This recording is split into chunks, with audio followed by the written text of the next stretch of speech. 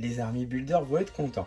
Sightfall c'est la fin, on se retrouve pour une nouvelle vidéo Lego. Aujourd'hui, magazine Lego Star Wars du mois d'août 2025. Un magazine que j'attendais beaucoup de par sa surprise.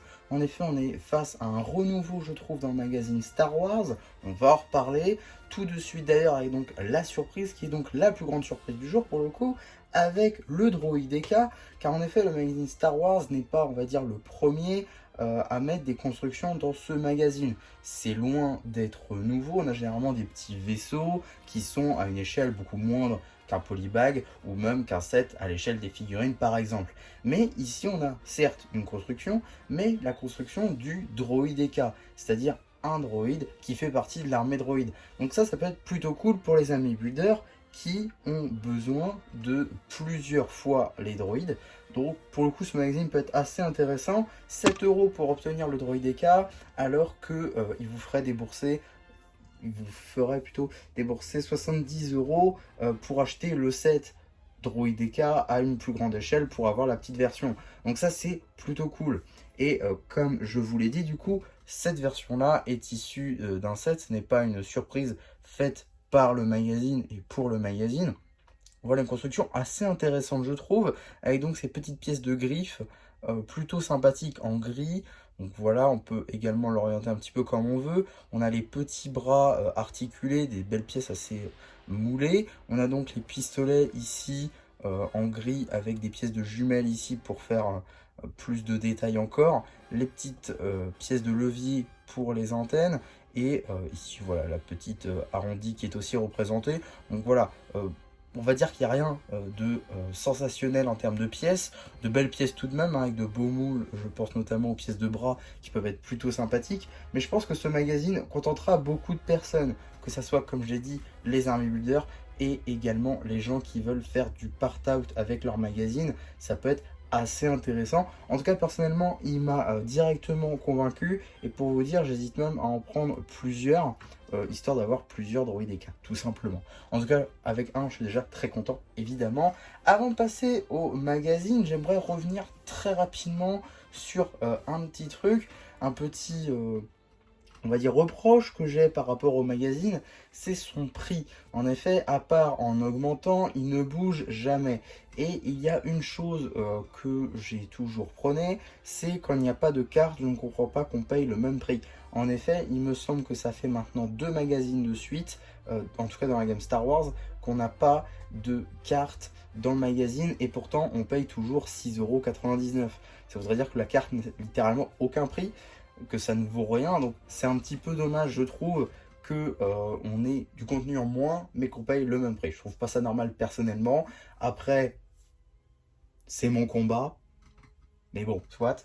En tout cas, voilà, n'hésitez pas à me dire votre avis là-dessus en commentaire, ça peut être intéressant, pourquoi pas. En tout cas, on va pouvoir passer au magazine dès maintenant.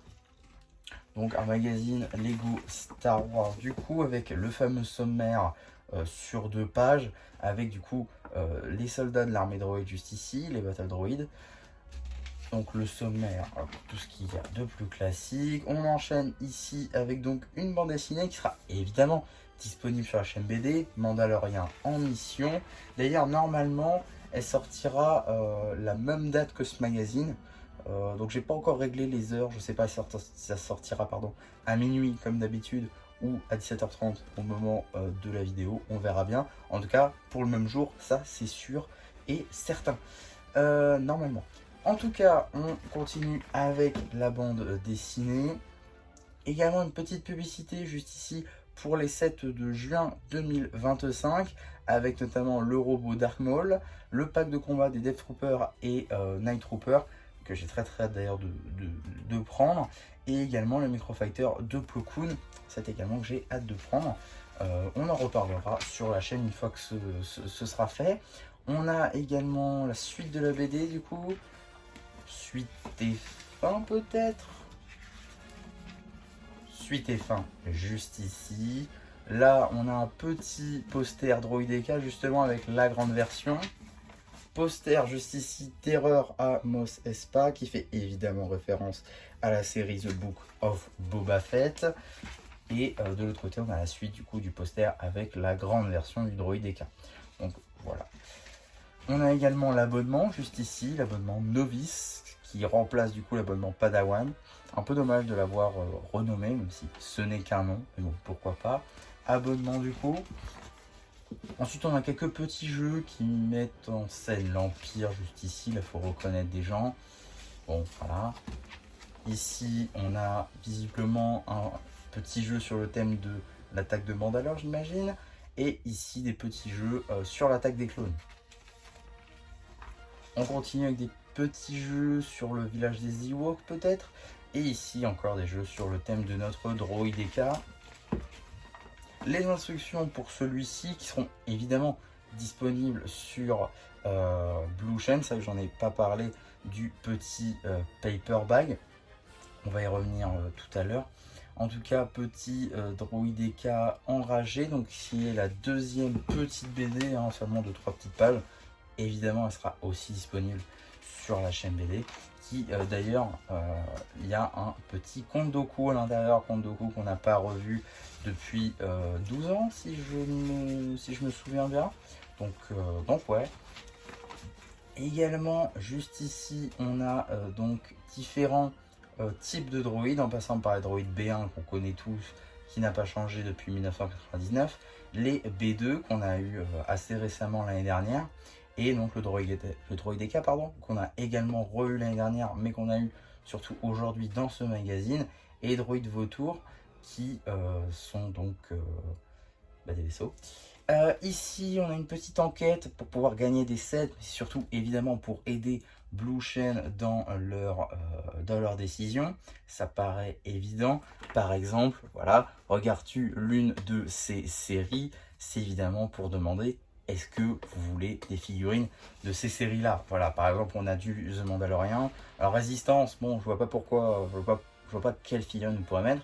Bad Batch, bon, c'est assez large. The Clone Wars, pareil. Rebels, ça peut être sympa, notamment sur cette Ahsoka. De même, on a du Ahsoka. Skeleton Crew, ça peut être plutôt cool, puisqu'on a qu'un seul set. Et les aventures des petits Jedi, ça peut être sympa pour les figurines, mais en vrai, bon, voilà quoi. Bon, soit. Ouh là là, j'ai failli spoil. Donc, on a une petite publicité pour le prochain magazine Lego Minecraft, donc d'août 2025, avec cette fois-ci une carte. Voilà. Et par contre, dans le magazine Minecraft, vous voyez, on a 2 figurines, une construction et une carte, et on paye le même prix que ce magazine Star Wars. Mais c'est pas grave, c'est pas grave. De toute façon, le magazine Minecraft a toujours été un peu plus rentable que les autres. J'ai jamais compris d'ailleurs pourquoi, mais voilà.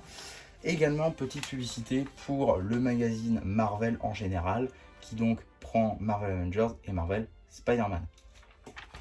Et donc, qu'est-ce qu'on a dans le prochain magazine Lego Star Wars? Eh bien, je pense que ça va en décevoir certains et en contenter d'autres. En effet, car on va avoir le Clone Shock Trooper.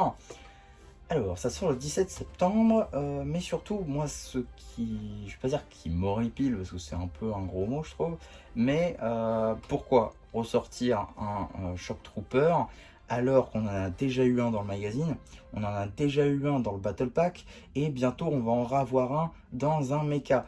Je ne comprends pas cette décision, alors qu'il y a plein d'autres clones qui auraient pu être dedans. Je pense notamment, pourquoi pas, la 332e qu'on n'a jamais eu dans le magazine. Certes, c'est pas le meilleur clone et on en a plein aussi, mais dans le magazine, on l'a jamais eu. 501e, on en a déjà eu. On aurait pu en avoir, je sais pas, de la 327e, pourquoi pas, qui est récemment sortie. Ça aurait peut-être fait un peu tôt, mais à la limite, pourquoi pas. On aurait pu avoir aussi du phase 1. Enfin, on aurait pu avoir pas mal de choses, mais pourquoi ressortir une figurine qu'on a déjà eu? C'est un petit peu dommage, je trouve. En tout cas, une nouvelle arme, à la limite on peut se contenter de ça. Mais bon voilà, une figurine qu'on a déjà eu là encore, donc un peu dommage je trouve. En tout cas ça sort le 17 septembre. Et pourquoi moi, c'est vrai que je vais revenir là-dessus. Pourquoi je trouve ça dommage et pourquoi j'ai dit tout à l'heure que ça allait en contenter d'autres? Tout simplement parce que les army builders seront très contents quand même. Pour 7 €, ils pourront ravoir un Shock Trooper s'ils ont loupé celui de mars 2024. Donc pourquoi pas, ça peut être c'est intéressant. Et je vous ai dit mars 2024, c'était pas mars 2025 plutôt? Non, je crois que c'était mars 2024. Enfin bref, tout ça pour dire que c'est... non, c'était mars 2024, ok. Donc ouais, mars 2024, on a eu un Shock Trooper, donc un peu plus d'un an après, on en a 2 retours, un dans ce magazine, alors que peut-être dans un magazine Star Wars Comics, on va revoir un Shock Trooper encore une fois. Donc voilà, je pense que c'est une semaine qui n'était pas forcément nécessaire de revoir, mais pour ceux qui ont loupé les magazines et si le magazine comics ne sort jamais, potentiellement ça peut être intéressant pour les amis builders. Là encore, tout comme ce Droideka. D'ailleurs, en parlant de ce Droideka, rapidement, on va repasser sur le paperback que j'ai totalement oublié de présenter, avec du coup le compte de pièces, l'âge, le nom évidemment. Ici, on a également l'échelle, ainsi que le numéro d'item qui permettra de le rajouter à votre collection de Brick ou tout simplement d'obtenir les instructions, comme dit tout à l'heure, sur le site de Blue Ocean. En conclusion, je trouve que c'est un bon magazine. Ça permet d'obtenir le Droideka pour peu cher, en tout cas beaucoup moins que ce qu'on aurait pu avoir par exemple en achetant le set. Maintenant, il faudrait aussi comparer combien ça coûterait d'acheter les pièces sur Pick a Brick. Ça aussi, ça peut être intéressant à regarder. Combien est-ce que ça coûte réellement selon Lego un Droideka? Ça peut être assez intéressant, je trouve, pour voir si vraiment ça coûte aussi cher ou non. Mais pour ceux qui ne seraient pas familiers avec Pick a Brick ou alors qui ne voudraient pas attendre 3 semaines, et ben vous avez directement pour 7 € un Droideka. Donc pour par exemple 70 €, vous avez 10 Droideka. Voilà, pour le prix d'un set Droideka, vous en avez 10. Voilà, ça peut être assez intéressant. Donc voilà, à voir, je pense. Les army builders en parleront peut-être un peu plus que moi. Moi, je suis content déjà d'en avoir un parce que je suis passé à côté du set, évidemment, parce que j'ai pas un attrait principal à Star Wars plus que tout, même si je suis en train de regarder les films, et j'avoue, le Droideka, c'est assez stylé quand même. Mais du coup, j'étais un peu passé à côté. Donc ce magazine-là, ça m'a permis d'en choper un, et je suis plutôt content.